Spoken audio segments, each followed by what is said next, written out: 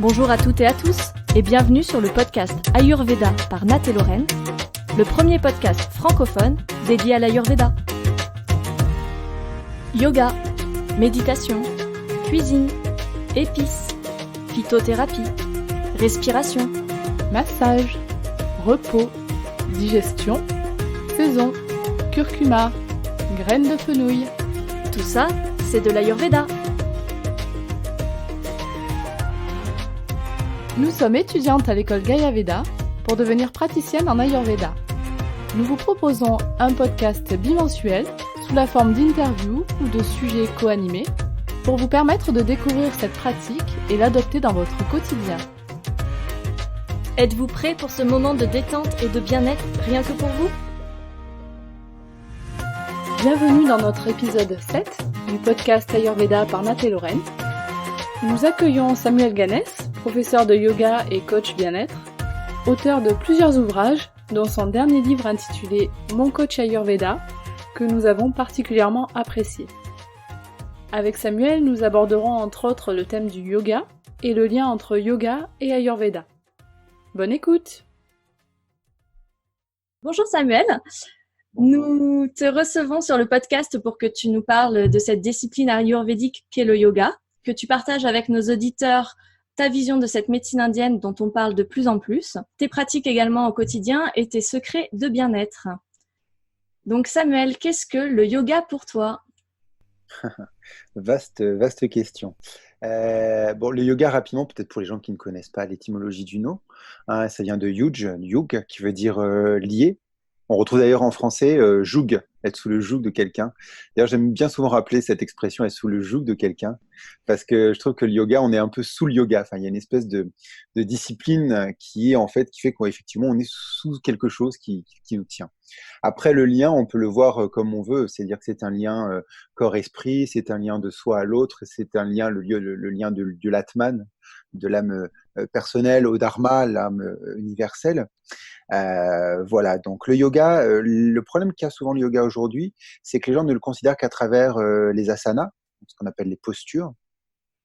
Et sauf que le yoga est tridimensionnel, puisque un peu d'ailleurs comme les trois doshas, il rejoint en fait les pranayamas, donc les contrôles du souffle, les asanas, les postures, et le dhyana, la méditation. Mais en gros, voilà, donc le yoga est vraiment, je dirais, c'est d'ailleurs assez proche de l'Ayurveda, dans le sens où c'est vraiment une science de vie, une culture de vie, et qui en fait, à force, je pense, d'être exercée, alors ça dépend après des gens, mais en règle générale, ça modifie tout doucement la personne, jusqu'à l'amener dans une espèce de bien-être et une vie plutôt saine, en règle générale.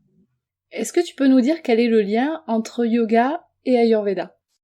Ce qui est intéressant, c'est de considérer que l'Ayurveda et le yoga sont deux sciences qui viennent de la culture védique. Moi, j'appelle ça culture védique, j'aime bien. Et du coup, ils sont vraiment étroitement liés, hein. Si on veut, en gros, le yoga est un petit peu le sport de l'Ayurveda.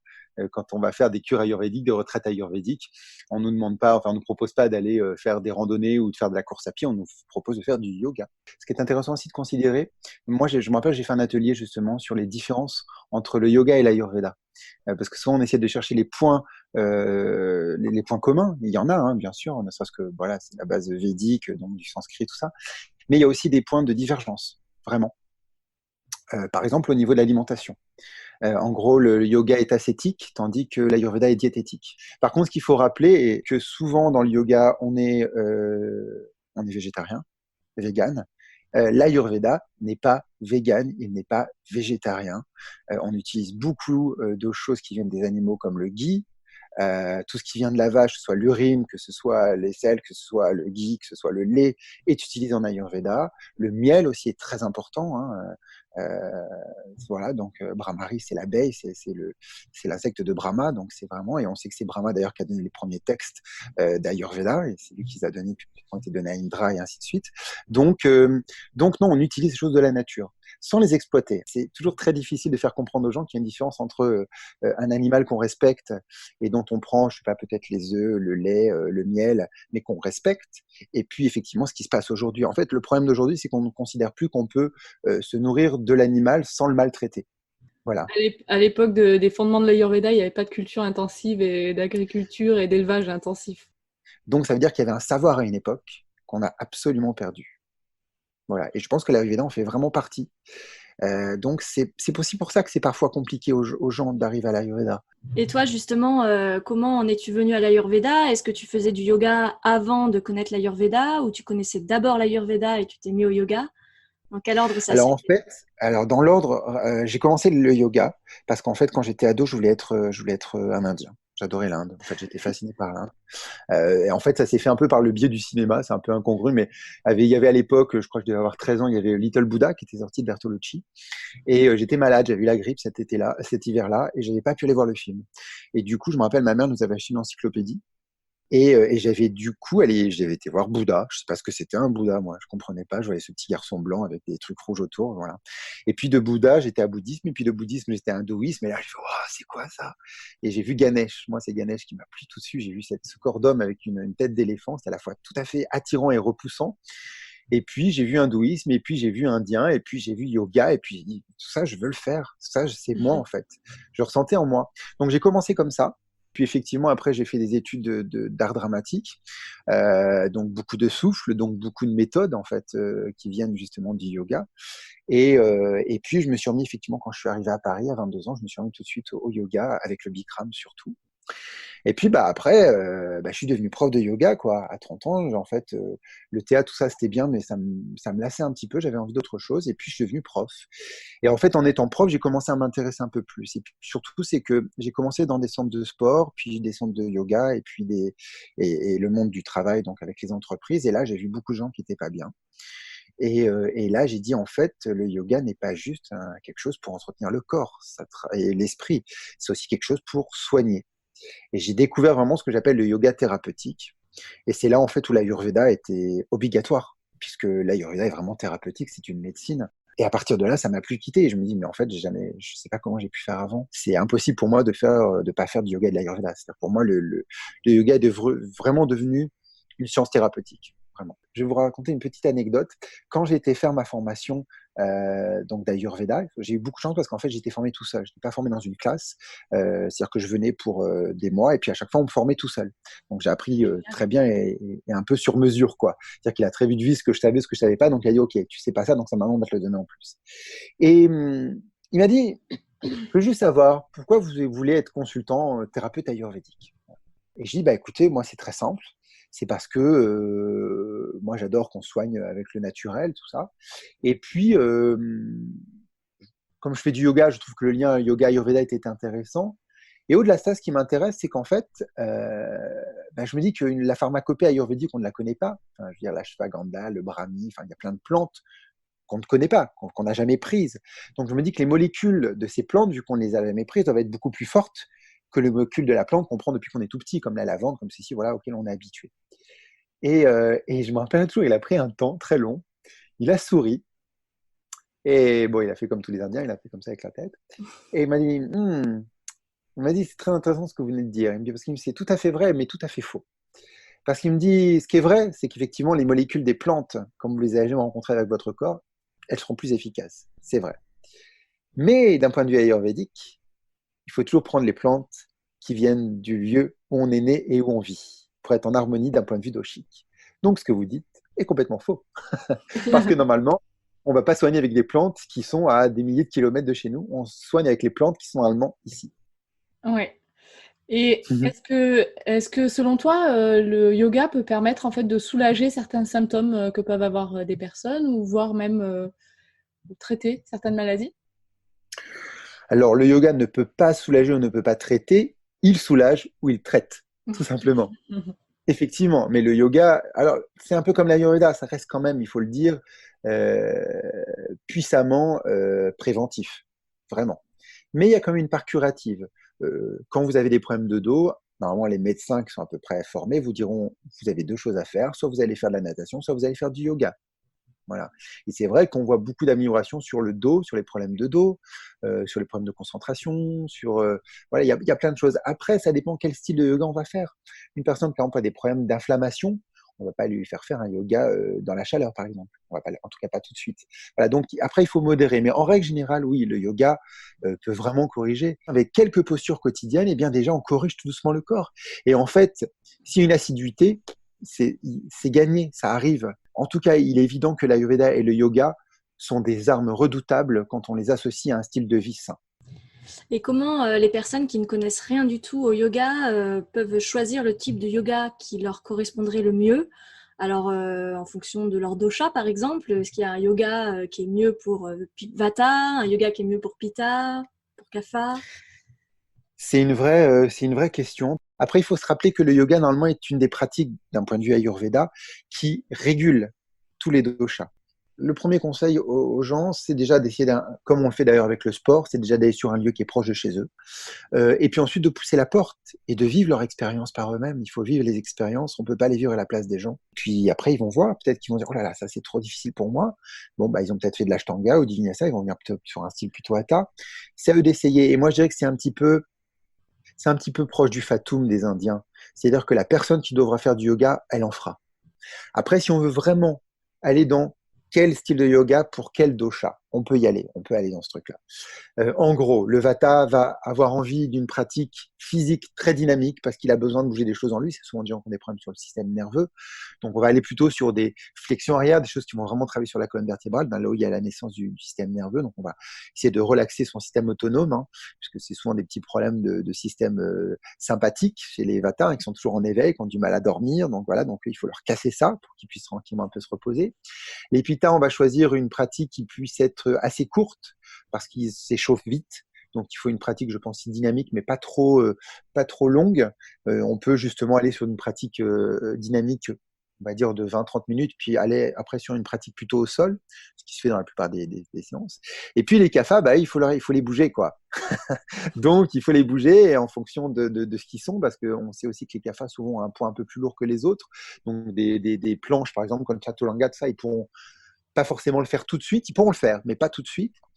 Par contre, il faut se méfier du loup qui dort. Il faut se rappeler aussi que les kaphas sont les plus endurants. Donc, ils ont du mal à démarrer, mais après, ça peut être des très bons yogis. Donc, en général, le yoga est fait pour tout le monde, mais il faut voir quel corps on a.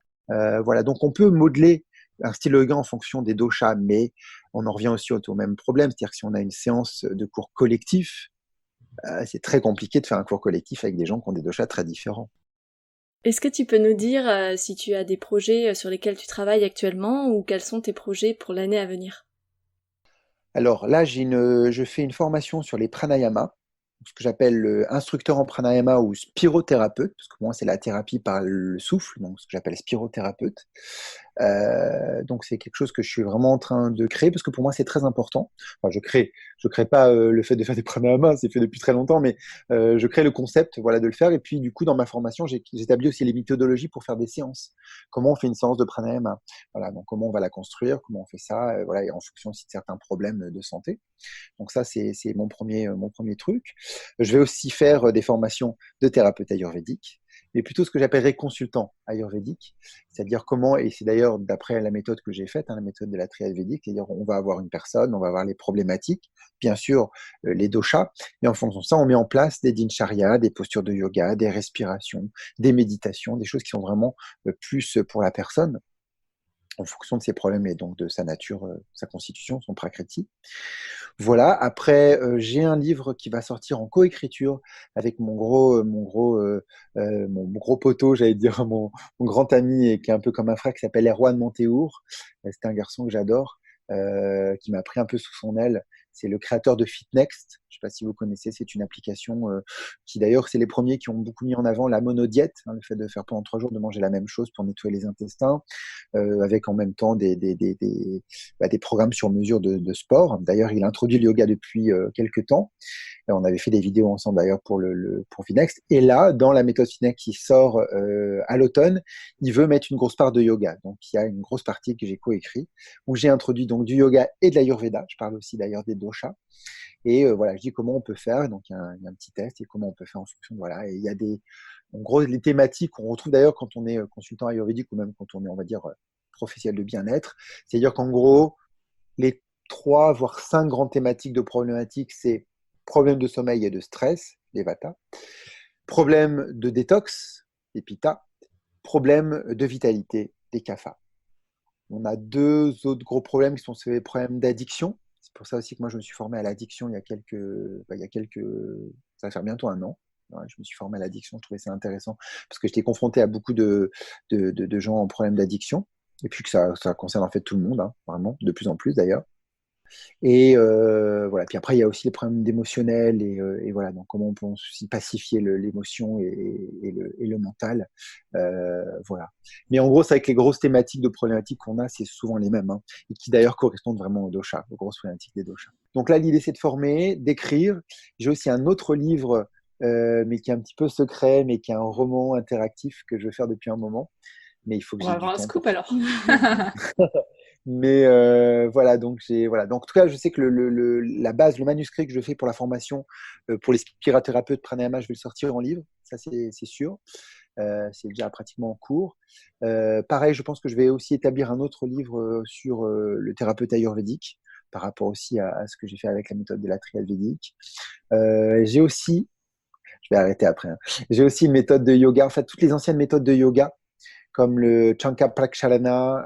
C'est d'anciennes méthodes qui ont été créées souvent dans les années 20-30, qui sont souvent des héritages des vieilles traditions qu'on n'a plus trop en ce moment. Par exemple, le Chanka Praksharana, c'est 5 mouvements qu'on répète plusieurs fois avec de l'eau chaude qu'on boit. Vous avez les rites tibétains aussi, qui ont été faits dans les années 30, qu'on ne connaît pas trop, nous, en France. Donc, l'idée aussi, c'est voilà, de mettre des espèces de concepts de posture, souvent en mouvement, qui vont avoir des effets. Voilà, donc ce que je trouvais intéressant, c'est voilà, de pouvoir se dire, tiens, voilà, je m'initie à ça. Puis après, il y a sûrement peut-être d'autres choses qui vont arriver, mais je ne le sais pas. Ouais, Ça ouais. arrivera, on verra. Bah, écoute, en tout cas, on te souhaite plein de réussite dans tes projets parce que bah, si tous tes livres sont aussi réussis que mon coach Ayurveda, ça va être bien. Exactement. On le recommande Merci. d'ailleurs à tous nos auditeurs parce que vraiment, c'est très très personnalisé et très pertinent en fonction des doshas. Donc on Et le très recommande agréable vraiment. à lire. Et justement, dans ce livre, mon coach Ayurveda, pardon, tu donnes aussi plein d'astuces, des petites astuces que peuvent faire les gens en fonction de leur dosha. Est-ce que aujourd'hui, pour finir, tu pourrais révéler un secret de beauté ou de bonne santé, ce que tu veux, quelque chose qui te vient par la tête, Donc, je vous donne 2 secrets, un secret de beauté, un secret de bien-être. Allons-y. Bon, moi, le secret de bien-être, je l'ai dit tout à l'heure, c'est les 5 rituels du matin. Ça, c'est évident. Allez, s'il faut en retenir un, bon, le brossage de dents une langue, normalement, c'est obligatoire parce qu'on nettoie. Mais je dirais que l'Ushappan, c'est quand même un très bon plan. L'eau chaude du matin, c'est vraiment une très bonne chose parce qu'il y a beaucoup de gens qui ont des problèmes sur les intestins et l'hydratation profonde. C'est souvent ce que je rappelle aussi, c'est que l'eau que vous buvez toute la journée, il s'entrecoupe souvent dans les digestions, donc dans les bols alimentaires déjà digérés, donc ils se mélangent. Donc on n'a pas cette pureté de l'eau qu'on boit le matin qui va vraiment rentrer dans les intestins et qui peut vraiment être un hydratant très profond. Et souvent, les gens à qui j'ai conseillé le voient très vite. Je rejoins d'ailleurs le côté beauté. C'est que quand vous êtes très hydraté le matin avec les eaux chaudes, vous allez voir que la peau est beaucoup plus hydratée qu'avant. Voilà, donc ça, c'est. Voilà, puis les intestins vont se sentir beaucoup mieux. Enfin, voilà. Après, il n'y a pas de un rituel qui va changer tout. Voilà, c'est des petits rituels un peu à droite à gauche. Mais déjà, si on veut en introduire un, celui-là est bien. Après, rituel de beauté, allez, je vous donne un truc qui est très simple. C'est que les eaux florales font partie de l'Ayurveda normalement, beaucoup. Et souvent, ce que les gens ne savent pas, c'est que les crèmes de nuit qu'on a chez nous en cosmétique sont en fait un mensonge total, puisque normalement, pendant la nuit, votre peau va s'exfolier.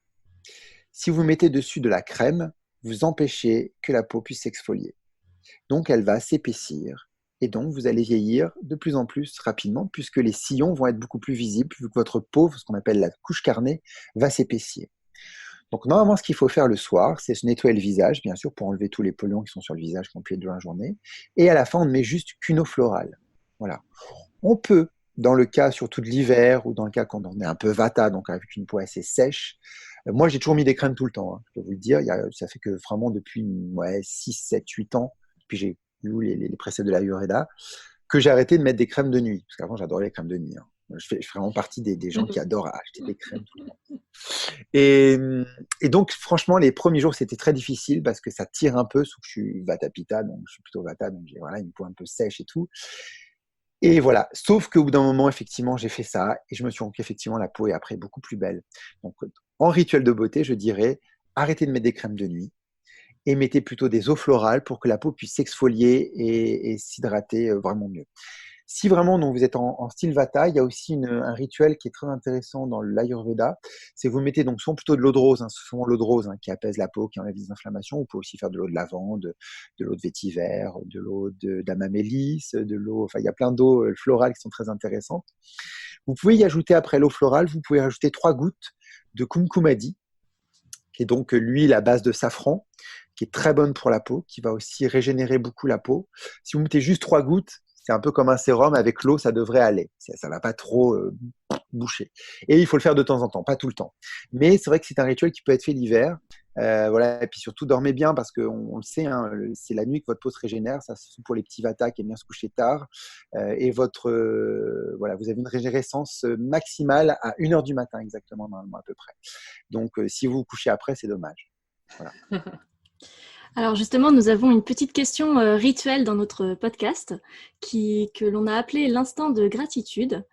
Donc on aimerait savoir qui aimerais-tu remercier ou de manière plus globale, qu'est-ce que tu aimerais remercier ?